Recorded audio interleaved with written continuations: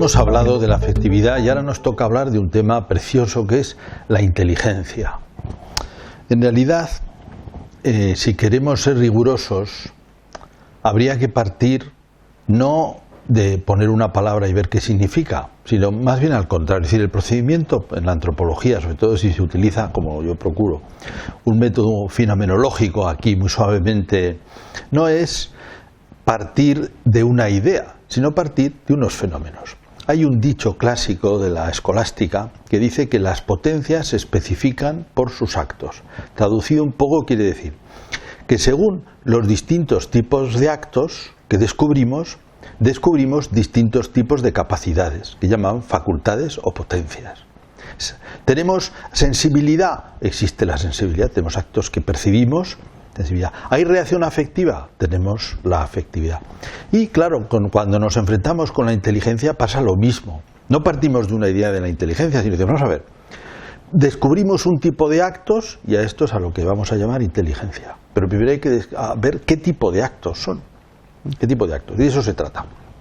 Bien, cuando hablábamos precisamente de la sensibilidad, decíamos que en los animales existe una cosa que se llama estimativa, que es que aprecian, o en algunos casos tienen una visión o tienen un olor y se dan cuenta de que es el olor de, por ejemplo, una oveja puede percibir el olor del lobo y percibirlo como bueno o como malo, en este caso como malo, claro, como peligroso, salir corriendo, ¿no? Bien, y decíamos que en el ser humano hay detrás otra instancia, y por eso a la cualidad de la sensibilidad que está en el ser humano le llaman estos cogitativa, porque interviene efectivamente otra instancia que juzga qué es lo que está pasando. La oveja percibe el olor del lobo y huye, ya está, ¿no? Y ya está, no hay más. Pero el ser humano no simplemente percibe un fuerte olor, sino que empieza a pensar qué es lo que pasa, empieza a analizar. No solamente tenemos imágenes de la realidad, sino que somos capaces de analizarlas. Y aquí estamos introduciéndonos en un tipo de actos particulares. ¿Y qué se está haciendo ahí? Pues se está haciendo que ante una imagen, ante algo que me sucede, ante una experiencia, yo estoy utilizando ideas, conceptos, que les represento con palabras, para interpretar lo que pasa, analizar lo que pasa. Entonces aquí inmediatamente se descubren dos tipos de actos que hacemos los seres humanos. Una, que efectivamente manejamos conceptos, manejamos ideas. Y esto se hace gracias en gran parte al lenguaje, con un instrumento que es el lenguaje, aunque no se identifica del todo, pero se hace con lenguaje. Yo interpreto qué es lo que está pasando. A ver, hay un olor fuerte donde he entrado, ¿qué es esto, no? ¿A qué me huele? ¿Qué me recuerda? Puede ser un animal. Si es un animal, tengo que tener cuidado. Empiezo a pensar. Y estoy manejando ideas. Bien. Efectivamente, no solo con esta experiencia, sino con muchas otras, descubrimos que el ser humano maneja ideas, maneja conceptos. Es tan obvio, pero a veces hay que detenerse a mirar lo obvio. Manejamos ideas, conceptos, con palabras, ¿no? Generalmente. Están asociadas a palabras, los conceptos. Y entonces, diríamos, ahí distinguimos dos. Primero, el puro manejo, la comprensión, que en sí mismo ya es un acto importante. La comprensión de las ideas, que se forman, se desarrollan a lo largo de la vida y se combinan, ¿verdad? Primero se forman. Muchas de las nociones que vienen acompañadas con el lenguaje, o al revés, el lenguaje que viene acompañado con las nociones, las recibimos de otros, evidentemente, casi todo nuestro vocabulario con la comprensión que lleva dentro, ¿no? Pero también cada uno de nosotros nos damos cuenta de cómo son esas nociones y además las enriquecemos a lo largo de la vida. Un chico de 18 años puede, al ser preguntado, decir la filosofía es pues una actividad de unos señores. Una persona que haya dedicado 10 o 12 años a la filosofía, ese mismo chico, pues tiene una idea mucho más profunda. Y al darle esa noción, su noción se ha enriquecido. Se ha enriquecido. ¿Y cómo se ha producido eso? Es como si hubiera producido una expansión en ese concepto, en esa noción. Bueno, pues hemos descubierto una primera actividad. El ser humano maneja nociones que comprende. Maneja nociones. Esas nociones se enriquecen. Incluso crea nociones. Se han creado muchas en la historia, mucho vocabulario nuevo, y cada uno, digamos, puede como sintetizar un campo y mejorar y formar su noción propia, vamos a decir. A esto, en la escolástica cristiana se llama a esta operación simple aprehensión. Y sería un tipo de operación peculiar que sacaríamos primera operación de la inteligencia. Simple aprehensión, que también supone la comprensión y el manejo de los conceptos. Pero inmediatamente tendríamos que poner una segunda operación, que se da inmediatamente. Decíamos, analizo la realidad. Bueno, analizo la realidad quiere decir esto es esto. Cuando analizo la realidad llego a conclusiones. Esto es esto. Este olor es de un perro, por ejemplo. O diríamos, los perros son peligrosos. El primer caso es un juicio concreto. Este olor es de un perro. Un olor concreto es de un perro. El segundo caso es abstracto. Los perros pueden ser peligrosos. Es una noción abstracta. Un juicio, una proposición. En lógica, a estas frases se les llama proposiciones. Bueno, y advertimos inmediatamente que el ser humano es capaz de hacer estos que se llaman en lógica juicios, formar proposiciones. Una segunda operación, que es la segunda operación clásica por la cual se deduce que existe algo que se llama inteligencia. La primera operación es manejo, formación de nociones, enriquecimiento. La segunda es relación entre conceptos, establecimiento de relaciones entre conceptos. Esto es esto, o aplicación de un concepto a una realidad. Esto es esto, una unión que yo percibo y que puedo expresar, ¿no?, con el lenguaje. Sería la segunda operación. Y por asociación con esto nos damos cuenta también de que el ser humano puede deducir. O sea, digamos, esto no solamente son un momento intuitivo en lo que yo digo esto es esto, sino también puedo razonar. Es decir, quizás esto puede no ser esto, si fuera esto sería esto, si fuera un perro vería por aquí algún rastro, por ejemplo. Puedo ir razonando, encadenando proposiciones, que es lo que se llama un razonamiento. Pues ya tenemos los tres actos clásicos por los cuales se dice, ¿hay un tipo de actos? Pues deducimos que hay una capacidad. Bien, la inteligencia sería definida como la capacidad de entender, manejar nociones, formar juicios, hacer razonamientos, que pueden ser de varios tipos, no los hemos descrito, ¿no? Puedo hacer síntesis de muchos razonamientos sueltos, puedo encadenar, está el caso del silogismo clásico, ¿verdad? A es B, B es C, luego A es C, ¿no?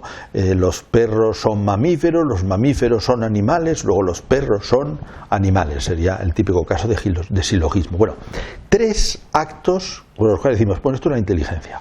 Estos son los actos clásicos que se consideran en la escolástica como parte de la inteligencia. Tres actos. En la experiencia que tenemos, cuando ya se ha desarrollado el tema y por comparación, a veces se identifican otros, que, bueno, conviene hablar un poquito de ellos porque también enriquece un poco esto, que es cuando se piensa en la inteligencia humana, sobre todo cuando se intenta hacer una inteligencia artificial o se compara con los animales, una de las cosas muy específicas del ser humano es la capacidad de adaptarse a problemas nuevos.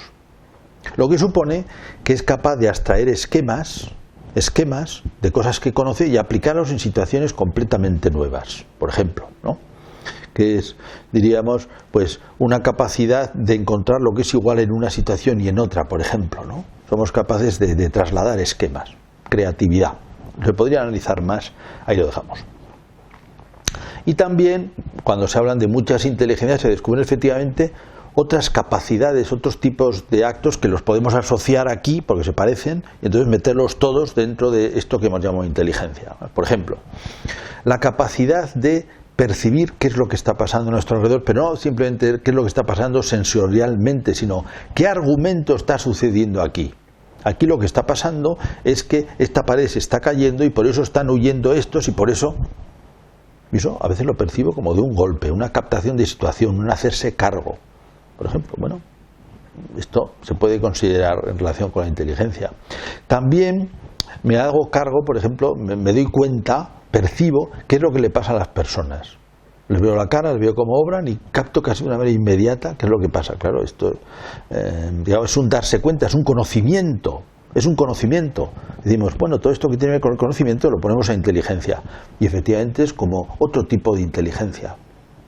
El captar, todo esto son captaciones inmediatas. Y bueno, y hay otras áreas donde se produce, donde vemos que hay ejercicio de conocimiento, y en ese sentido lo metemos dentro de la inteligencia. Por ejemplo, la capacidad de representación espacial y, vamos a decir, de razonamiento espacial. Me puedo dar cuenta una pieza, cómo quedaría, la puedo imaginar cómo quedaría si le da la vuelta y cómo ensamblarían unas con otras, cómo se podría hacer esto. Ahí no estoy manejando tanto ideas, es manejando espacios, líneas, volúmenes. Bueno, es un tipo de conocimiento, pues se puede meter también dentro de inteligencia. Digamos, el manejo matemático, sería más bien geométrico, el manejo matemático en general. Hay una inteligencia matemática, evidentemente, ¿no? Y podríamos también poner, pues, la musical, por ejemplo, se podría añadir. Y quizá otras personas podrían añadir otras, ¿no? Todas estas actos que tienen que ver con adquirir conocimiento, tipos distintos de conocimiento, los ponemos en la inteligencia. Se pueden desarrollar más, de tal manera que tenemos una capacidad de conocer con todo este abanico de posibilidades, con los 3 actos clásicos, que son la formación de nociones, se llama simple abstracción, el obtener nociones, pero también comprenderlas, manejarlas. El establecimiento de juicios, que es relacionar nociones, el desarrollo de razonamientos, y luego las otras que hemos añadido. Bueno, además de esto, compensa el percibir que hay una distinción interesante, que es, una gran parte de estos actos de inteligencia son intuitivos. Intuitivos quiere decir que son como observados. Son como, no son algo de la vista, pero es como si clac, se hiciera la luz. Y de hecho, en los cómics, cuando se representa uno que ha visto algo, que ha encontrado una idea, se pone una bombilla, ¿no?, que se ilumina. Porque la experiencia que tenemos es como de una iluminación, algo inmediato. Es decir, que son actos intuitivos. ¿Cómo sé yo que los perros son mamíferos y lo percibo dentro de perros que son mamíferos? Pues es una intuición. Dentro del concepto perro está que es mamífero. Si conozco que es un perro, me doy cuenta que es un mamífero, ¿no? Y digamos, ¿por qué proceso he llegado a eso? Pues por ningún proceso. O sea, no hay manera de representar el proceso. ¿Por qué me he dado cuenta de esta situación, por ejemplo, que está pasando aquí?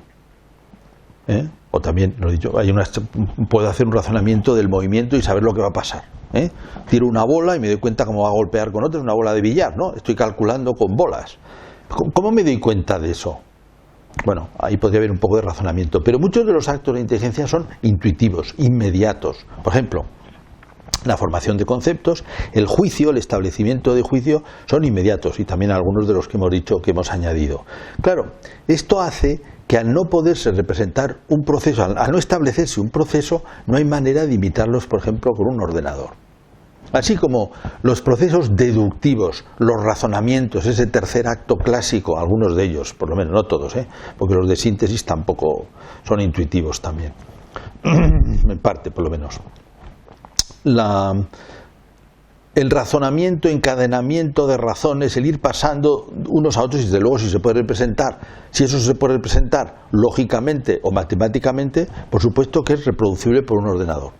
Procesos que son propiamente los que hacen los ordenadores, con un lenguaje matemático, seguir un proceso. En cambio, todos los actos intuitivos de la inteligencia no son representables por un ordenador, no son seguibles. El primero y principal que hemos dicho, aunque no se pueden olvidar los otros, que es la comprensión y manejo de conceptos, la formación, proceso, la formación, comprensión y manejo de conceptos, esto no lo puede hacer un ordenador. Y es el gran límite que tiene la inteligencia artificial. Es decir, estos actos intuitivos no son ni representables ni imitables por un ordenador. En cambio, el razonamiento decimos sí. Todo lo que suponga un razonamiento que se pueda poner en digamos, un lenguaje lógico, por supuesto que lo puede hacer una máquina, un lenguaje que se puede resolver matemáticamente, ¿no? Bien, esta es solamente una pequeña introducción a lo que es el universo de la inteligencia. Hemos descubierto una serie de actos de conocimiento que nos dan conocimiento de la realidad, un conocimiento abstracto, en algunos casos por lo menos, y a esto, a todo ese conjunto de actos relacionados, decimos, a toda esta capacidad que tenemos de conocer con una manera tan rica y tan variada, a esto llamamos inteligencia. Una maravilla.